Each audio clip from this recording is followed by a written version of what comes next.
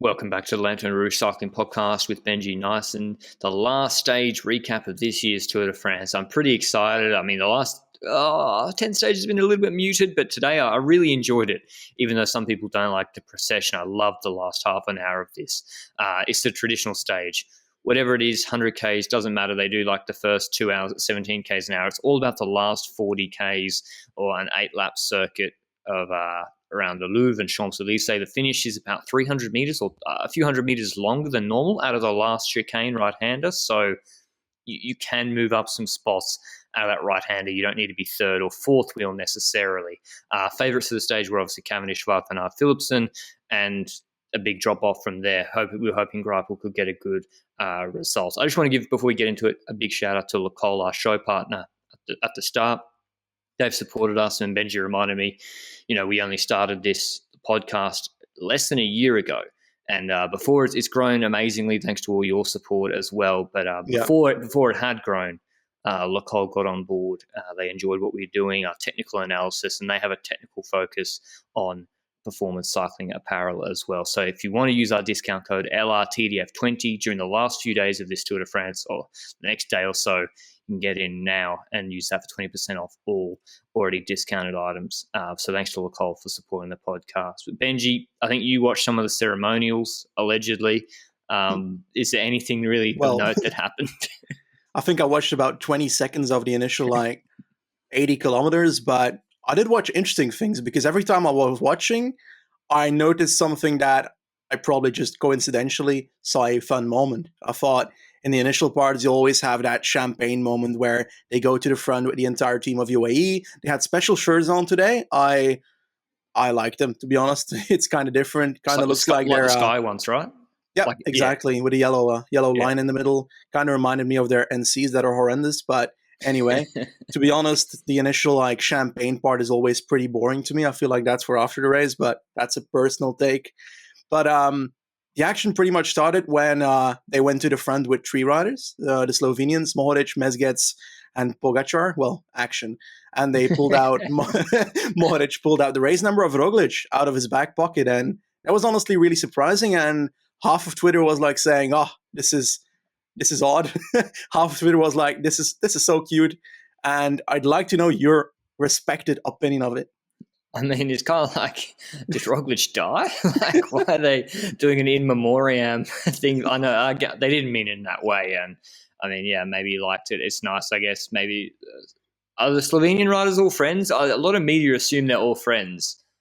Maybe they're not. I mean, where the podcast is big in Slovenia, we love all the Slovenian fans. Could you let us know? Because sometimes, you can make an incorrect assumption that just because people are on the same nationality or raced a lot together that they are friends. But it was a nice gesture, the intent of it, just a little bit odd, especially because Jumbo-Visma, you don't need to really feel that sorry for them at this Tour de France, to be honest. They're doing exactly. really, really well.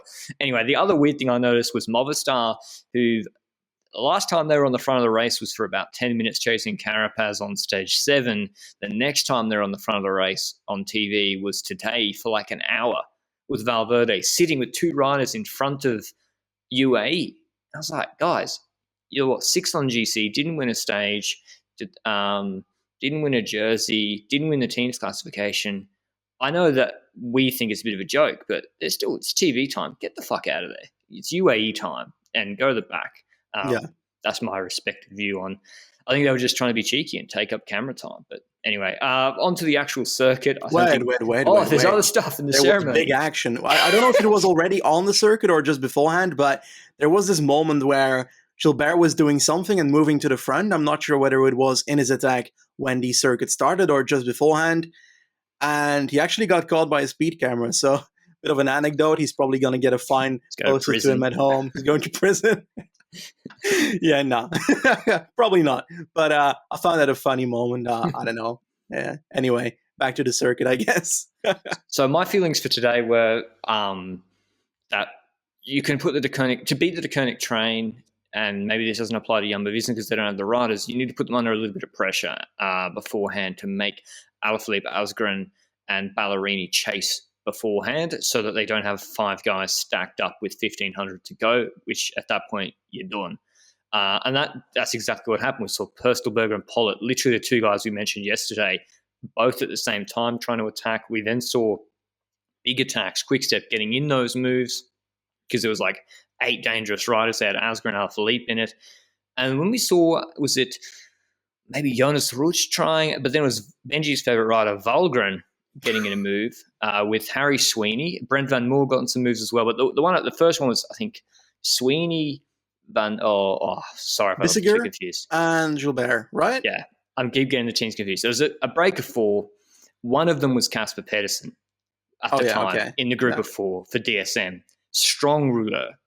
He pulls off that break. He was blocking it, not contributing to it, to go back and work for Case Bowl. And I was shocked by it, honestly. I thought, we saw the other day, he got 3rd in a stage, right? It's still better than what Case Bowl's doing from a break. So, yeah, I think Casper Pedersen should have helped. Benji and I are going to talk about DSM later. But what was the next move or maybe the last move to be brought back, Benji, with, say, 10, 12 Ks to go?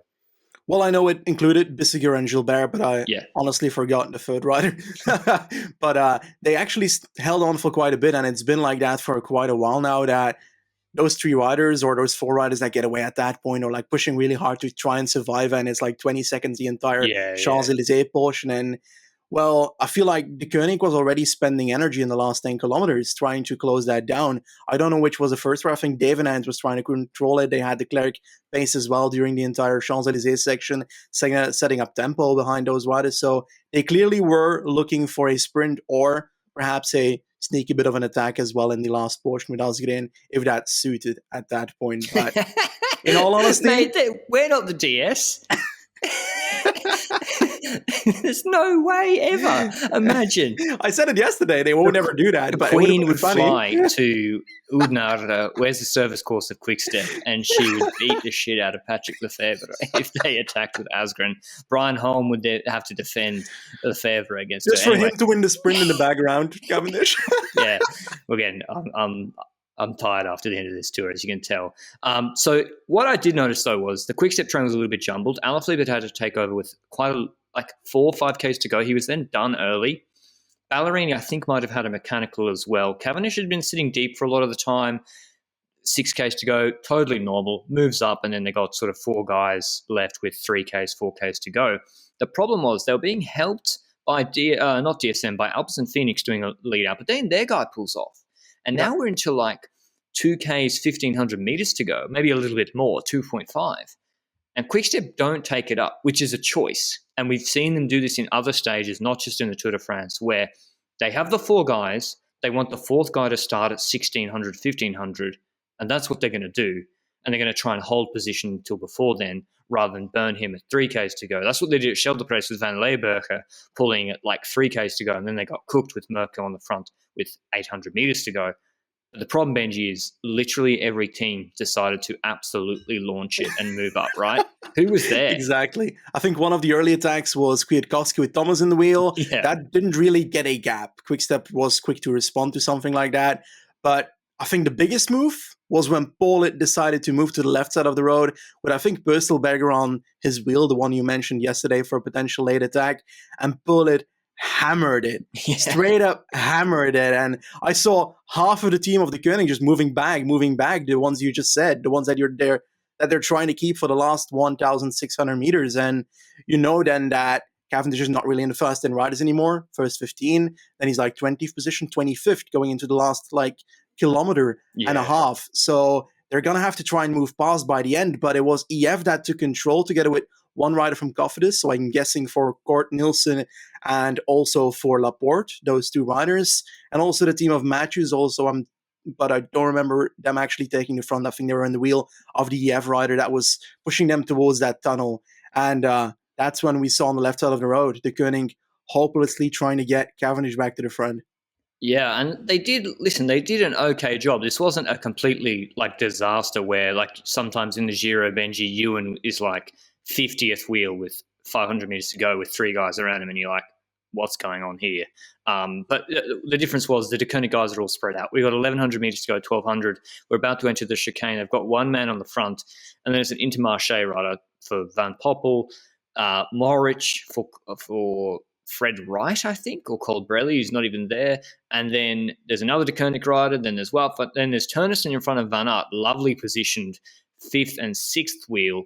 And then I think there's Mercu in front of Cavendish on the right-hand side of it. So that's actually not a disaster, Benji. Think about UAE, where it was just Mercu and Bennett, right, sometimes, and Mercu would just come up in the last 300.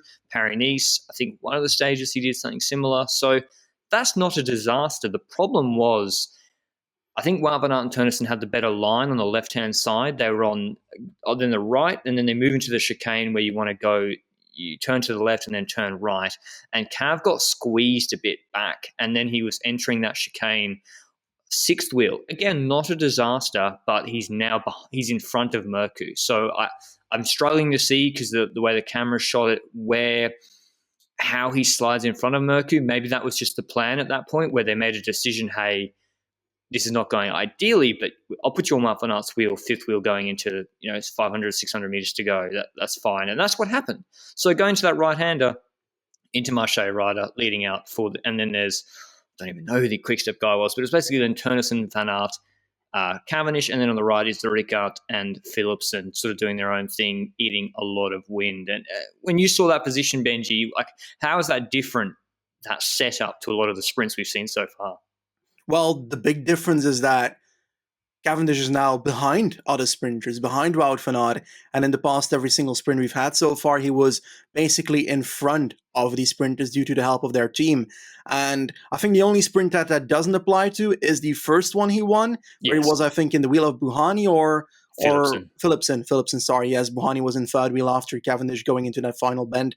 And then he was able to go past Philipsen, but Van Aert is not Philipsen. We've seen already that Van Aert, when he launches early, he's very strong, and he launched relatively at a decent length from the finish line to not really allow Cavendish to just straight up go past him there. And it did help him.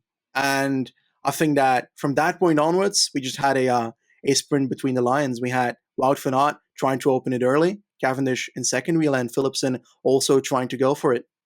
Yeah, and Mike Turnison did a magnificent job for Wout van Aert today. I mean, he launched from 450, 500 and he left that signature, just left enough space on his left-hand side for Wout van Aert to fit through. And the whole time, the minute I saw it, I was like, Wout, keep the door shut, which is, you think, keep the door shut, Lantern, why are you advocating for dirty sprinters tactics? No.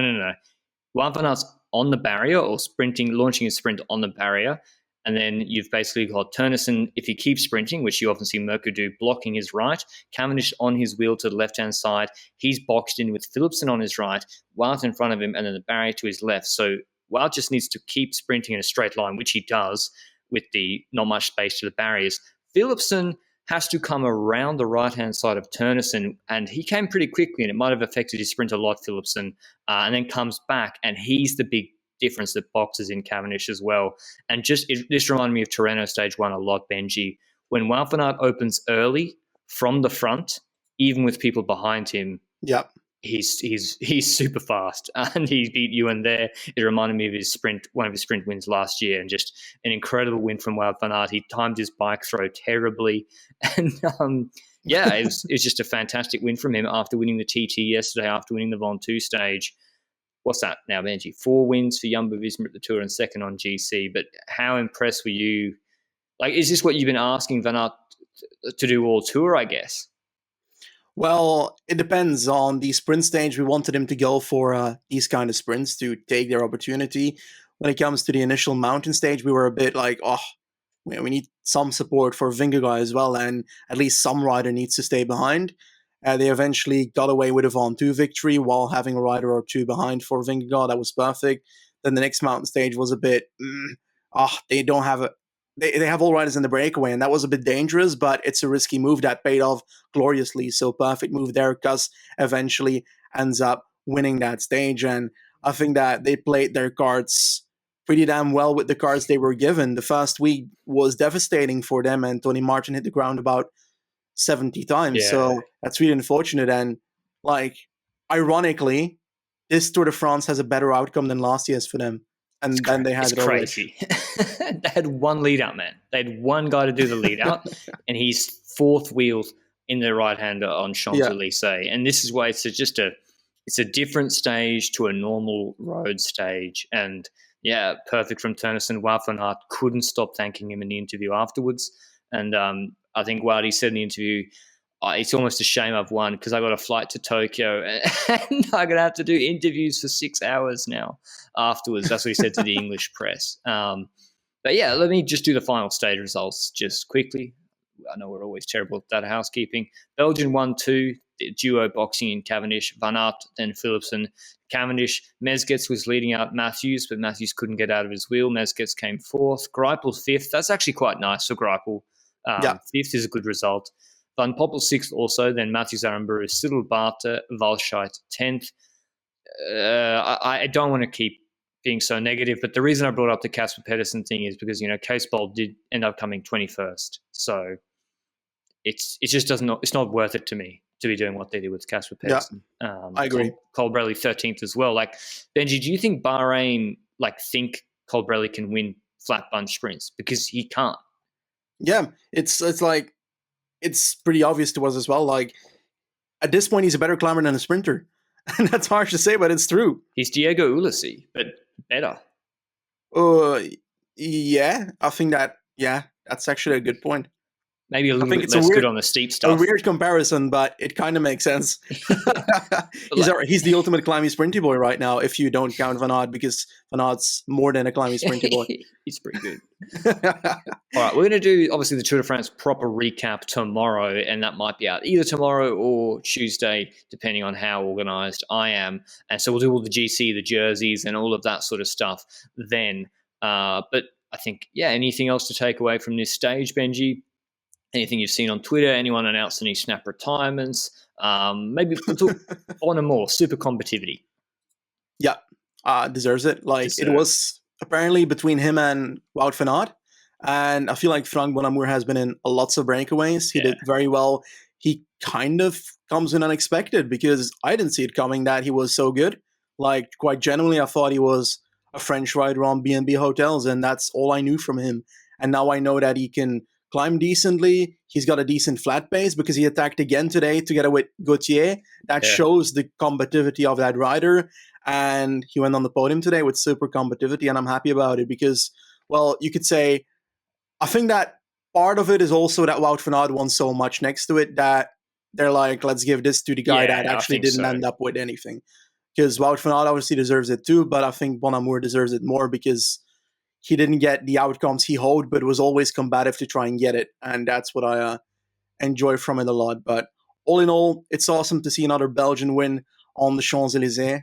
And I do want to kind of remind you all that we are very thankful of your support during this Tour de France. This is the final stage, but we're going to recap another thank you for the recap podcast. But I already wanted to say thank you a lot because this was another journey, our second Tour de France at LRCP. Yeah, I know. Second Tour de France, first Olympics coming up. We'll obviously have an Olympics preview dropping on Wednesday and then recaps of the men and women's races separately. And the ITT will be one podcast. I believe I sort of organised all that today. We've got Classic of San Sebastian coming up quickly, then straight into the Vuelta. It never stops. It's crazy. European Championships, World Championships, when's that? European. Oh, Jesus. I always forget they exist. All right.